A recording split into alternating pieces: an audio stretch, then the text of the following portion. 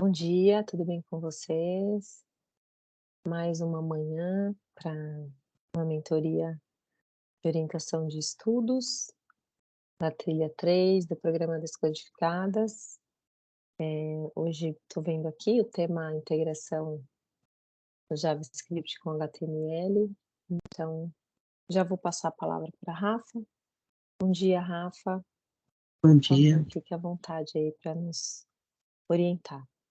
Bom Uhum. dia, a Nívia está aí com a gente também. Eu tô de olho aqui no chat, tá bom? Tá, Qualquer coisa também tô por aqui. tá ok. Então, bom dia, gurias. Na verdade, hoje a gente vai dar uma revisada, né, em algumas coisas simples, mas talvez tenha escapado algum detalhe para alguém, até para a gente contextualizar o JavaScript e fazer sentido, assim, para a gente seguir uma linha do tempo, né? Então, algumas coisas talvez não, vocês já tenham visto, só que a gente vai comentar de novo para ficar redondinho, tá? Ah, e aí, seguindo também, né, na parte de lógica de programação. Então, o tema de hoje é integração de JavaScript com HTML. Vocês já fizeram isso na trilha 2, né? Então, aqui a gente está revendo e aprofundando um pouquinho mais. Então, vamos começar revisando, né, a estrutura básica de um documento HTML, né? Isso aqui já deve estar bem simples para vocês, mas eu achei válido a gente falar de novo. Então, para desenvolver uma página web, devemos criar um arquivo HTML contendo as tags, né, os comandos HTML que definem o conteúdo e a semântica dos elementos que constituem a página. Aí, depois de salvar o arquivo, ele deverá ser aberto em um navegador web que vai renderizar esse documento. Nenhum processo adicional é necessário. Tudo isso aqui já acontece automaticamente. A renderização, né? Os códigos de programas JavaScript são desenvolvidos para adicionar um comportamento à página, né? Então, o JavaScript, ele dá um comportamento à página. Igualmente, não é preciso compilar o programa ou outra ação adicional. O próprio navegador web contém um interpretador para os programas JavaScript e eles são inseridos nas páginas web em uma seção delimitada pelas tags script ou em um arquivo JS que deve ser referenciado pelo documento HTML. Muito da programação JavaScript é construída em páginas Muito da programação JavaScript construída em páginas web é desenvolvida dessa forma. Elas são acionadas a partir da ocorrência de um evento, né? Então, a interação com o usuário sempre se dá através de um evento. Quando o usuário executa uma ação, o programa responde ao evento do usuário com uma ou mais ações programadas em uma função. Então, por isso também é importante a gente ter em mente bem claro, né, como desenvolver as funções, porque no fim das contas tudo vai virar função, né? O evento mais comum de ser programado é o clique no botão, mas há diversos outros, como modificar o conteúdo de um campo, enviar os dados de um formulário, sair de um campo, carregar a página, entre outros. Para criar um evento e definir qual função será acionada quando esse evento ocorrer, deve-se utilizar uma palavra reservada para indicar qual evento a linguagem ficará na escuta, seguido do nome da função a ser acionada. A palavra reservada pode ser, por exemplo, um clique, um change, um submit, um move ou um load. O uso do on para proceder ao evento vai depender da forma a ser utilizada para criar o link entre o HTML e o JavaScript. Ah, Aí a gente tem os eventos e funções, né? Falando sobre os eventos e funções. Já as funções JavaScript são declaradas a partir da palavra-chave function, seguida do nome da função e dos parênteses. Uma função contém um conjunto de comandos que realizam uma ação. Como uma função executa um conjunto de ações, é uma boa prática de programação dar um nome para a função começando por um verbo, né? Então, normalmente a gente vai criar a função e dar ela o nome de um verbo. Ela sempre vai fazer alguma coisa, né? Ela sempre vai executar alguma coisa. O uso do camel case, com letras maiúsculas no meio do nome para indicar uma nova palavra, a gente falou lá na primeira mentoria, né? É também um padrão recomendado e facilita a compreensão da leitura do nome. Se a gente quiser usar nomes mistos, né? É um legado, né? Não é uma boa prática colocar hífen nem underline, é escrever com camel case. A primeira em minúscula, a segunda palavra já com a letra, a primeira maiúscula e assim por diante. Tá? Os métodos. Então, para referenciar um elemento HTML identificado no documento, deve-se utilizar o método getElementById. Esse método permite referenciar qualquer elemento da página, como um campo de formulário, um parágrafo, um botão, uma imagem, entre outros. Para que um elemento HTML seja referenciado, ele precisa conter um atributo, que é o ID. Podemos armazenar a referência a um elemento em uma variável e depois obter a sua propriedade, como no exemplo a seguir. Então, para trabalhar com ID, a gente pode fazer de duas formas, né? A gente pode armazenar o ID em uma variável e depois acessar essa variável, como está aqui, né? Foi criada a variável nome, que está recebendo o ID nome, e depois uma outra variável que eu criei recebe o valor, né, para essa variável. Ou então agilizar um único comando acessando diretamente a propriedade que queremos obter ou alterar, como a seguir. A gente pode também fazer aquilo que foi feito lá de forma separada em uma linha só, né? Só que aí tem um detalhe, ó. Se o programa trabalhar com o mesmo elemento mais de uma vez, né, se a gente for usar esse ID mais de uma vez, é recomendado armazenar a localização dele em uma variável. É o primeiro exemplo lá separadinho. Caso contrário, você pode fazer uma referência direta à sua propriedade, que é o exemplo 2. Então, depende do que tu vai fazer, né? E, de repente, em algum momento, tu precisa guardar aquele valor, né, em uma variável para usar em um outro lugar, ou se tu não vai fazer isso, tu pode fazer isso em uma única linha diretamente, tá? Depois a gente tem as propriedades text content e o inner HTML e o value, ou velho, né? Parece que tem gente que fala em inglês, parece que tá falando velho. Então, a propriedade context serve para alterar ou obter o conteúdo de elementos de texto do documento identificados no código HTML. É possível, portanto, alterar o texto de qualquer parágrafo ou texto de cabeçalho em uma página web utilizando essa propriedade. Então, ao invés de alterar diretamente lá no teu HTML, né, tu pode alterar pelo JavaScript com essa propriedade text-content.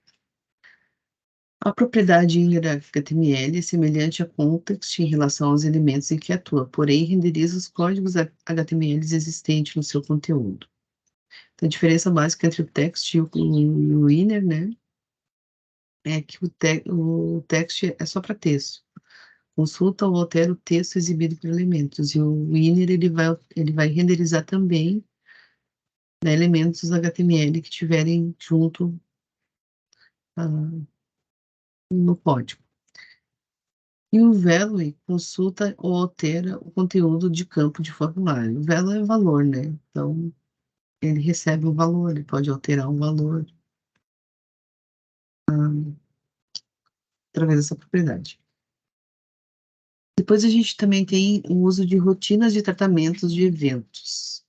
Então, uma das formas de indicar qual função JavaScript será executada quando um determinado evento ocorrer é informar isso no próprio elemento HTML que vai acionar a function. Assim, a tag HTML programada para chamar o script deve conter a palavra que identifica o evento, um clique, um change ou um mouse over, por exemplo, associado ao nome da função a ser executada. Então, quando a gente usa os eventos, né, a gente pode colocar ele direto nos inputs e, juntamente com ele, já chamar a função que vai estar associada a esse onClick, tá? Dessa forma aqui. Esse aqui é o camel case que eu estava falando antes, né? Mostraram lá a segunda palavrinha aqui com a letra maiúscula, tá? E os parênteses porque é uma função. Separar os arquivos contendo programas JavaScript dos arquivos contendo as tags HTML é um modo melhor de organizar os documentos de um site, né? A gente já viu isso, que se a gente colocar tanto o JavaScript como o CSS dentro do arquivo HTML, acaba ficando muito confuso e muito extenso, né? Daí, na hora de fazer manutenção, isso fica mais complicado também, mais difícil de enxergar. Então, a gente organiza, né, cada coisa em seu arquivo. Então, para criar o vínculo entre os arquivos, deve-se acrescentar no documento HTML a seguinte tag. Vocês também já sabem, né? A gente cria um script chamando o arquivo JS, que vai ter as funções que a gente vai utilizar no código HTML. Adicionar o identificador para o botão que vai controlar o evento para que ele seja referenciado. Então, quando eu for usar lá no JavaScript, quando eu for criar uma função lá no JavaScript que eu queira linkar com esse botão aqui, por exemplo, eu vou linkar essa função através do ID, né? O getElementById. Então, por isso que também a gente sempre tem que criar, né? Quando a gente quer capturar alguma coisa, esse identificador. Observe no exemplo a seguir as regras de sintaxe do arquivo JS, desse modelo, né? Então, por exemplo, a função olá vai ter uma variável pegando aquele ID nome, pegando o valor daquele trecho que tem um ID nome, e no ID resposta eu vou devolver, né? Eu vou devolver com o inner HTML a string lá mais o nome que ele capturou aqui em cima no ID nome. E aí, depois, eu tenho uma variável mostrar, que aí é aquela forma que a gente falou, né? Que a gente pode armazenar o valor numa variável e depois usar.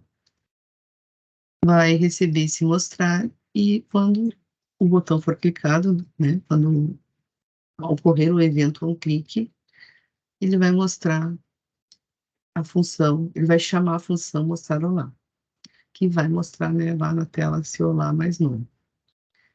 Essa abordagem é conhecida como rotina de tratamento de eventos DOM. A DOM permite acessar cada elemento de uma página HTML com uma estrutura hierárquica, semelhante à árvore genealógica de uma família, né? Aquela árvorezinha lá do DOM que a gente já viu nas trilhas.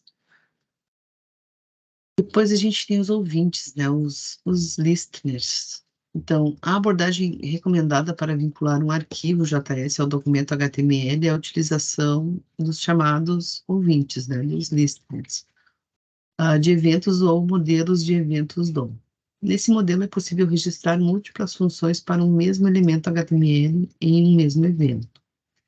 Para criar um listener, deve-se utilizar o método add-event-listener, cuja sintaxe é elemento.add event-listener, o nome do evento e a função. O nome do evento não necessita ser precedido da sigla ON, pode ser só o evento de forma direta. E após o nome da função, pode ainda ser informado um terceiro parâmetro. Ele é opcional e indica a forma de propagação do evento. Então, por exemplo, eu tenho a função mostrada lá.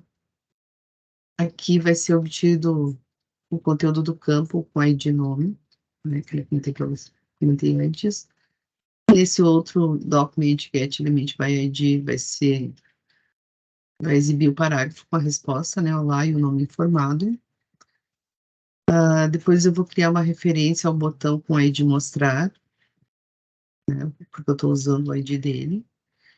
E depois, aqui nesse evento, registra para o botão mostrar um ouvinte para o elemento clique, que ao ser clicado irá chamar a função mostrar no lá. Então, ficaria com essa estrutura o código, tá? Dos ouvintes. Então, notem que aqui não tem um on, né? Só o clique. E a função também não tem os parênteses, né? Não precisa colocar os parênteses. Uma forma, né, da gente executar. E aí, sim, daí entra o conteúdo da aula da mentoria de hoje, né? Que a gente vai falar sobre variáveis. Já falamos sobre variáveis, né? Mas vamos falar um pouquinho mais agora aqui dentro da lógica, né? Contextualizando a lógica. Então, em programas grandes, o número de variáveis vai naturalmente ser maior também, né? o que significa que se torna importante adotar algumas regras para facilitar a compreensão dessas variáveis. Vamos perceber que as variáveis são utilizadas para fins diferentes, né? Então, isso a gente tem que observar para que fim uma variável vai ser entrada. Então, ela pode ser um texto de entrada, pode ser referência a algum elemento button, recebendo, né, lá em velo, e pode referenciar elementos de saída. Então, também pode receber elementos de saída. As variáveis têm um escopo de abrangência e de validade no programa. As variáveis declaradas dentro de uma função são denominadas variáveis locais e, como o nome sugere, só tem validade nesse local, nessa função, né? A gente viu lá na primeira mentoria também que a gente pode declarar variáveis usando var, o let e o const. Const para constantes, o let para variáveis locais e o var para variáveis globais, tá? Tem conteúdo também, né, complementar que fala sobre a diferença entre essas três declarações. Já as variáveis declaradas fora das funções, né, são consideradas variáveis globais e valem para todo o programa. Deixa eu só ver aqui.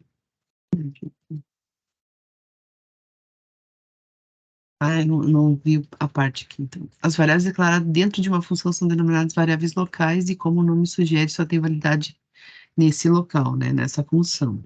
Já as variáveis declaradas fora das funções são consideradas variáveis globais e valem para todo o programa.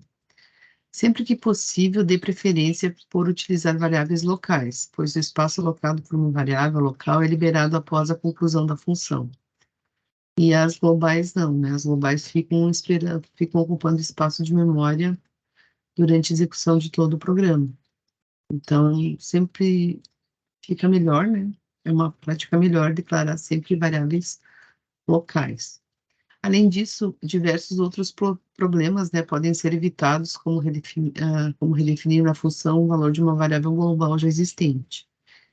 Então, às vezes, tem um código ali que aparentemente está tudo certo, mas por causa da declaração das variáveis, pode estar tendo algum problema e não se dá por conta, né, que é a variável que está trocando de valor pela questão de ser, pela questão de ser global, né? Então, não podemos esquecer de utilizar a palavra var antes do nome da variável. Declarar variáveis sem a palavra var faz com que ela seja entendida como uma variável global, mesmo se declarada dentro de uma função. As boas práticas de programação recomendam o uso do var antes do nome da variável e devemos seguir essa recomendação. Há quem não concorde com essa afirmação, né? Tem gente que prefere usar o let. E aí, né, eu gostei dessa imagem aqui, diga não às variáveis globais, né? Por causa desses problemas que elas podem trazer. A gente pode trocar o valor sem querer, né, por ela ser global, mesmo ela estando dentro de uma função, ficam ocupando memória, né, mesmo quando elas não estão sendo usadas. Então, sempre dá preferência para o uso de variáveis locais dentro dos escopos, né, das funções. Aí, em cima dessas variáveis, né, a gente tem os operadores aritméticos e funções matemáticas, né, também já comentamos sobre isso, só que, além daqueles tradicionais, né, que foram vistos, adição, subtração, multiplicação, divisão, exponenciação, as linguagens de programação dispõem também do operador módulo. O módulo é utilizado para obter o resto da divisão entre dois números. Então, quando a gente enxergar 1%, a gente não está calculando a porcentagem de nada, né?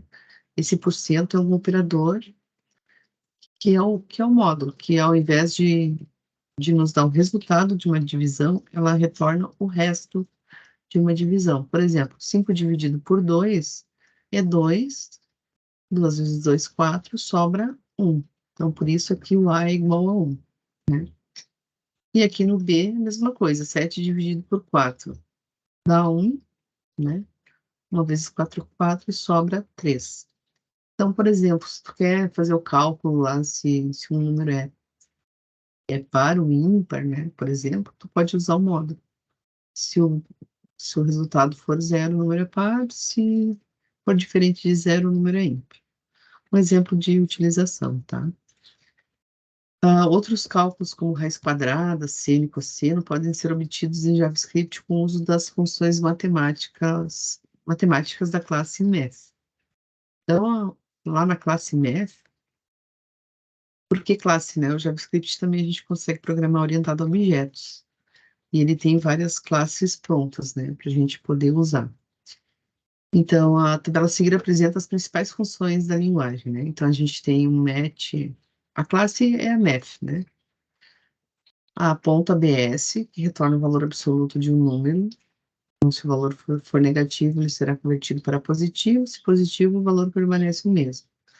Seria um número sem sinal, né? Ele retira o sinal, fica só um número. O math floor, que arredonda o valor para baixo, retornando a parte inteira do número. Então, se eu tenho 7,9, ele vai me retornar 7. O math pole, que é a base e expoente, então retorna a base elevada ao expoente. Por exemplo, 3 na 2 ela vai calcular 3 vezes 3 é 9, né? A math random, que retorna um número aleatório entre 0 e 1, com várias casas decimais. O número aleatório possível inicia em 0 e vai até um valor inferior a 1. Por exemplo, math random, aqui ela está retornando esse número 0,6503, enfim. Depois eu tenho math round num, que arredonda o valor para o inteiro mais próximo, a partir de 5. Na parte fracionária, o valor é arredondado para cima, Anterior a 5 é arredondado para baixo. No exemplo 2,7, né? Se fosse 2,5, arredondaria para 2. Como é 2,7, está arredondando para 13. Diferente da math floor, né? E arredonda para baixo. Então, o round, ele vai ter essa opção, né? Se for 2,5, ele vai ou para cima ou para baixo, né? Ele te dá essas duas opções, math floor, não, só tem uma opção. Depois a gente tem a math SQRT, que retorna a raiz quadrada do número. Então, por exemplo, a raiz quadrada de 16 é 4. E a math scale, que arredonda o valor para cima. Dessa forma, se o valor possuir decimais, né, retorna o próximo número inteiro de valor analisado. O scale é ao contrário do floor, né? Que como o floor vai para cima, para baixo, o scale vai para cima, não importando a casa decimal que tem ao lado, certo? Mas para que eu vou usar, né, essas funções aqui? Eu posso transformar esses cálculos que essas funções já fazem, posso fazer eles tranquilamente lá no código JavaScript, né? Só que isso vai ser mais trabalhoso. Então, a função já me dá essa vantagem, né? Se eu usar ela, ela já vai fazer todo esse cálculo para mim. Eu quero dizer assim, não entendo como a função usa. Então, tranquilamente, tu pode ir lá e fazer o cálculo na mão, né? As funções existem para facilitar. Aí também outra questão importante na lógica é a ordem dos operadores, né? Ao criar expressões matemáticas, devemos ter o cuidado com a ordem de precedência dos operadores.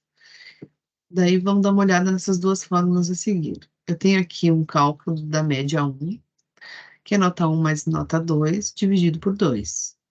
E da média 2 é nota L, que não seria nota 1, mais nota 2, dividido por 2.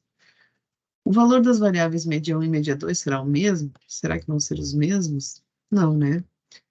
Na primeira linha, como foram utilizados os parênteses, a soma de nota 1 e nota 2 terá prioridade sobre a divisão.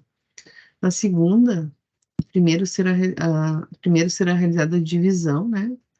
E depois a soma por 2. E o resultado, então, vai ser diferente, né? Ao montar uma expressão matemática, fique atento à ordem hierárquica de execução dos operadores, como visto nos cálculos ali de cima, né? Como na matemática, na linguagem, a gente tem essa precedência de operadores, né? Então, primeiro vai ser feito tudo que tiver entre parênteses, depois a exponenciação, depois a multiplicação e divisão, e por último a soma e a subtração. Então, se a gente não definir com parênteses o que eu quero que seja feito primeiro, a máquina vai seguir essa ordem natural da matemática, tá? Então, às vezes, por falta de um parêntese, né, o cálculo não vai te retornar o que tu está esperando, por causa dessa ordem de precedência. Então, vejamos algumas regras, algumas das principais regras matemáticas aplicáveis, né? As fórmulas que podem ser criadas para manipular os dados de um sistema. Então, aqui são mostradas algumas situações. Os parênteses redefinem a ordem das prioridades. Podem ser utilizados vários conjuntos de parênteses em uma expressão, né? Às vezes eu posso colocar parênteses também só para ficar mais fácil a visualização, mas principalmente eu vou usar os parênteses para definir a ordem de precedência, né? Então, por exemplo, aqui no primeiro, 10 vezes 6 menos 2 vezes 2. Aqui eu vou olhar o que está no parênteses mais interno. O que está no parênteses mais interno? 2 vezes 2 é 4, né? Depois eu tenho outro parênteses com 6. 6 menos 4 é 2. E aí, por último, o que está fora dos parênteses? 2 vezes 10, 20. Então, o resultado 20. Aqui é a mesma coisa. 6 vezes 4, 6 menos 4 é 2.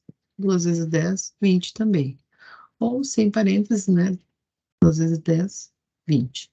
Então, dessas três formas, eu posso chegar ao resultado 20. As funções matemáticas ou funções criadas pelo usuário têm prioridade sobre os demais operadores matemáticos. Então, por exemplo, aqui ela vai fazer o SQRT primeiro, então a raiz quadrada de 9 é 3. 3, 8 dividido por 2 é 4. 3 vezes 4 é 12. Aqui embaixo, como tem multiplicação e divisão na mesma linha, eles estão na mesma ordem, né? Mesmo nível de precedência, então ele vai ser calculado da esquerda para a direita. 3 vezes 8 é 24, dividido por 2, 12. Ou 24 dividido por 12, veio de forma direta. Os operadores de multiplicação, subtração e módulo têm prioridade sobre os operadores de adição e subtração. Então, por exemplo, aqui a multiplicação vai ser feita primeiro, né? 2 vezes 5, 10, mais 2, 12. E aqui, 10 mais 2, 12. Ficou bem simples, né?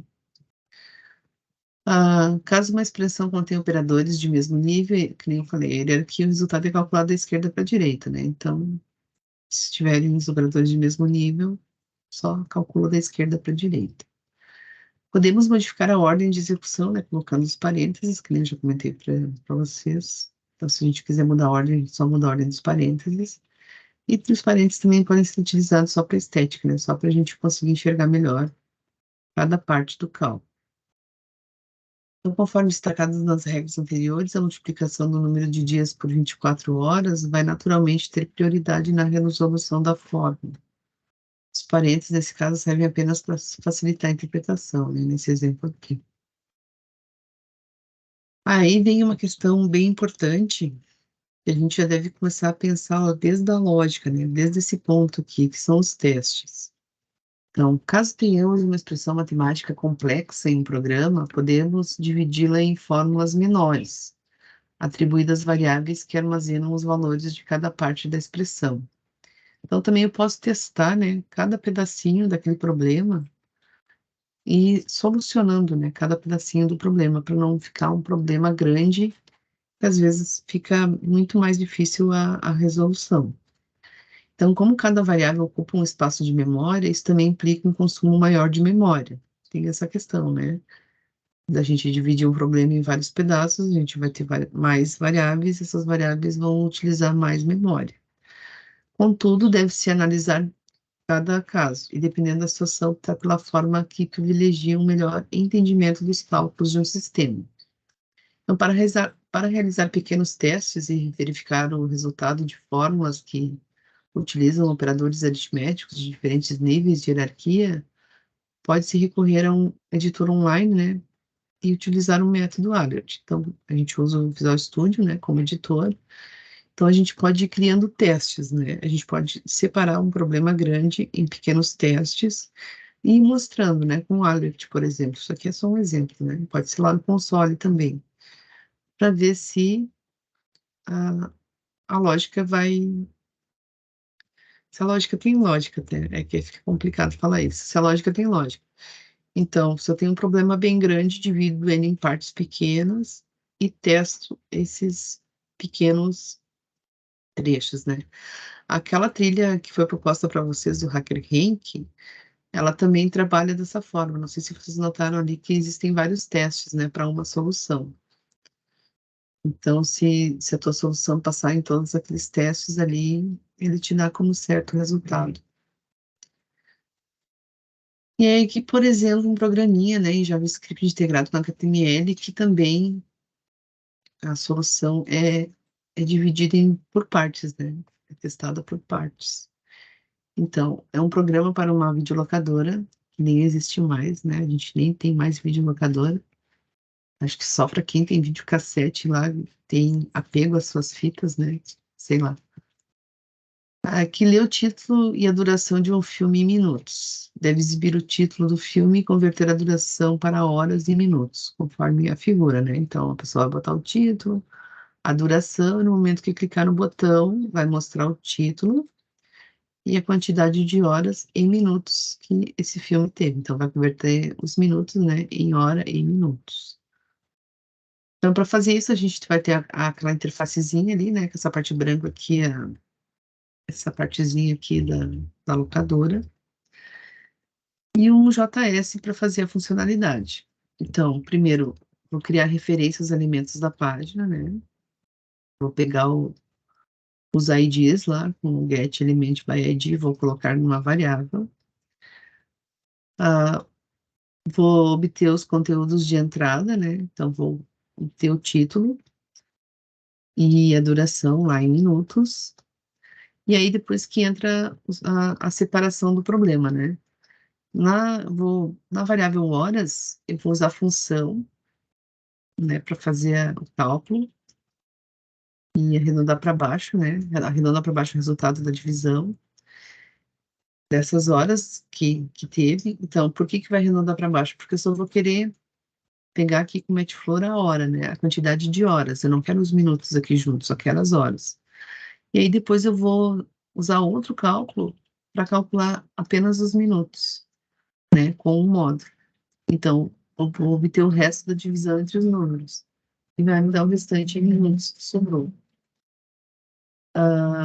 Depois eu vou alterar o conteúdo dos parágrafos de resposta, né? Onde eu quero mostrar o título, que é o alt-título aqui, com ID alt-título do parágrafo. E vou mostrar, né, a quantidade de horas e minutos que me resultaram dos cálculos. Depois eu vou criar uma referência ao elemento BT Converter, né, o botão que está lá.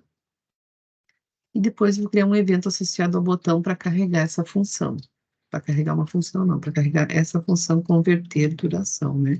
Então, quando for clicado no botão, vai chamar essa função, e essa função vai executar o que foi predefinido para ela, tá?